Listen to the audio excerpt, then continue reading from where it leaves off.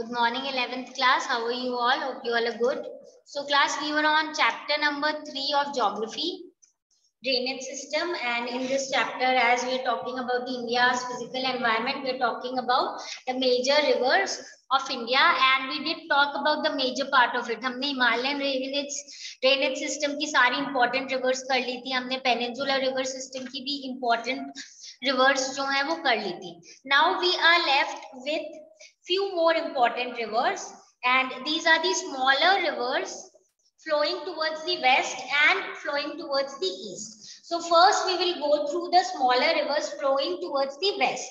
That means the rivers which finally drain into Arabian Sea. Short courses हैं इनकी, smaller rivers हैं और बहुत सारी rivers हैं. ठीक है, तो let us first of all start with few of the important rivers of Gujarat. हम गुजरात की कुछ रिवर्स के बारे में स्टार्ट करेंगे. Okay, all of them may be not drawn on these maps, but will do map different separately and then you will be able to understand the locations of each and every river. हम देखेंगे सबसे पहले, अगर हम देखें जो हमारी important river है, short river flowing towards the west, that is into Arabian sea. Gujarat की जो फर्स्ट रिवर है वो है अपनी शेत्रुनी जी. ये वो रिवर है जो डालकावा अमरेली डिस्ट्रिक्ट से स्टार्ट होती है and it finally goes and meets the Arabian sea. उसके बाद हमारे पास आ जाती है Bhadra near again Anaili village in Rajkot district which is in Gujarat. फिर आ जाती है दादर जो राइज होती है गंटर विलेज में पंचमहल डिस्ट्रिक्ट के आसपास. देन हमारे पास गुजरात के और दो इंपॉर्टेंट रिवर्स हैं. You can say the ones that are most famous, वो है हमारी Sabarmati and Mahi. Here you can see Sabarmati and Mahi clearly. These two are the smaller rivers that flows towards the west and then enters into Arabian Sea. तो ये तो हमारी marked है. बाकी जो है we'll do it separately in the map, but you should remember the names. ठीक है, ये वो वाली rivers है जो गुजरात में है. Now we move on to the others. अब हम देखेंगे कि we have one more river. Basically you can notice in this area Vetarna जो है it rises from the Trimbak hills in Nasik district. ठीक है, that means now we are moving on to the rivers which are not located in Gujarat. तो नासिक हमें पता है महाराष्ट्र में है, so ये महाराष्ट्र की river है. ठीक है, ये स्टार्ट होती है त्रिम्बक हिल से नासिक डिस्ट्रिक्ट में at an elevation of 670 metres. उसके बाद हमारे पास आ जाती है कालिंदी रिवर, बेलगांव डिस्ट्रिक्ट में है. It falls into the Karwar way. ठीक है, तो we would this is again one of the river, you can say small है but still it is also important. We can not say कि इंपॉर्टेंट ही नहीं है. ठीक है, now moving on to the next one, जो अपनी next river है, that is again we'll see that is Bedti river and lies in the Hubli Dharwar and 161 kilometers के अराउंड में फ्लो करती है.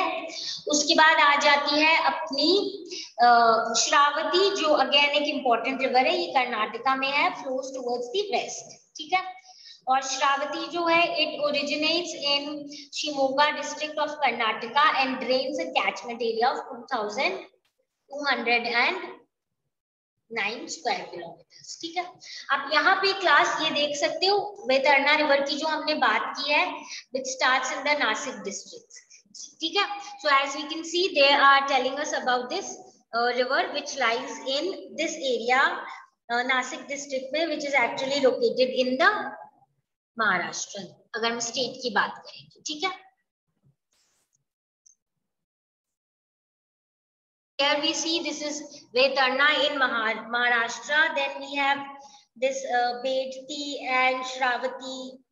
These are basically the rivers which are originating or somewhere flowing in Karnataka. ठीक है, then we move on to next two important rivers flowing towards the west, और ये है basically अपनी गोवा की.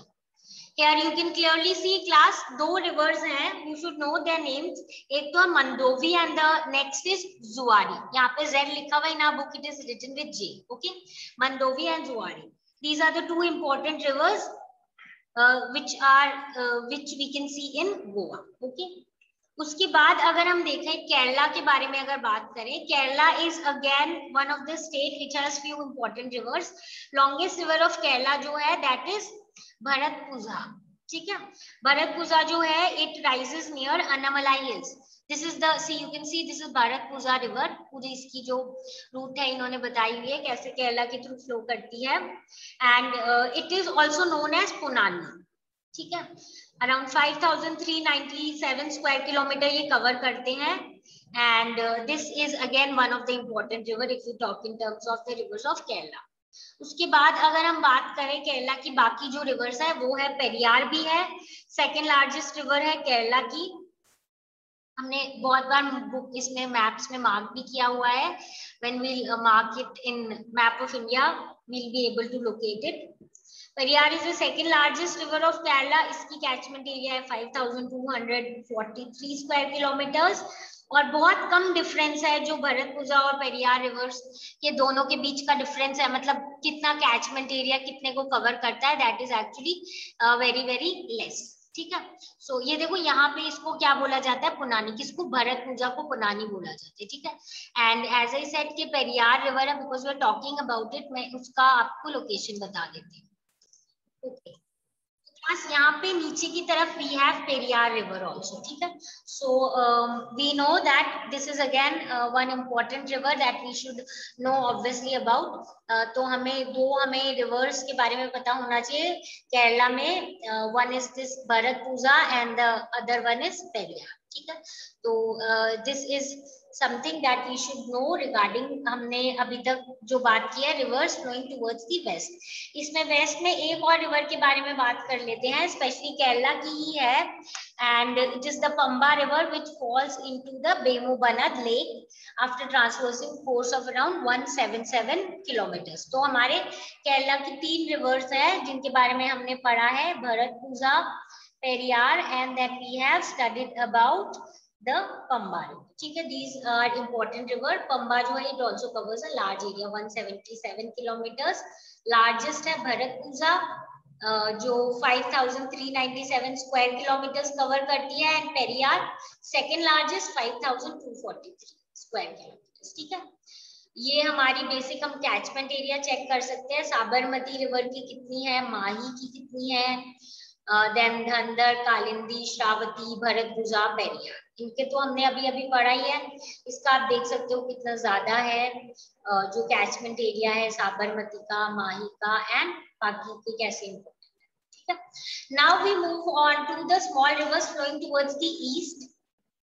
They have just mentioned the names for us, and but we should know their location. ठीक है, large number of rivers ऐसी भी है which flow towards the east and obviously along with its tributaries. Flow towards the east का क्या मतलब? They go and meet the Bay of Bengal. ठीक है, तो ईस्ट की तरफ गई है तो कहाँ? बे ऑफ बंगाल. तो हम यहाँ पे देख सकते हैं, अगर हम बे ऑफ बंगाल की तरफ देखें कौन सी रिवर्स है, स्मॉल रिवर्स जो मूव कर रही हैं, तो इसमें हम देखेंगे सुबर्ण रेखा. ये देखो, all are not mention but many are mention. ये है सुबर्ण रेखा. देन उसके बाद हम देखते हैं बैतरानी इज नॉट मेंशन्ड हमारे पास. उसके बाद है ब्राह्मणी, दिस इज ब्राह्मणी. उसके बाद वंसादरा इज नॉट मेंशन्ड है. बट देन अगर हम देखें इधर नेक्स्ट देखिए Pennar is mentioned, this is Pennar. ठीक है, उसके बाद हमारे पास पालर है, सी दिस इज पलर. ठीक है, उसके बाद हमारे पास है Vaigai, that is not shown in the map. ठीक है, तो यानी हम जो small rivers flowing towards the east है उसमें you just need to remember the names. Subarnarekha, बैतरानी, Brahmani, वंसाधरा, Penner, पलर और वेगाई.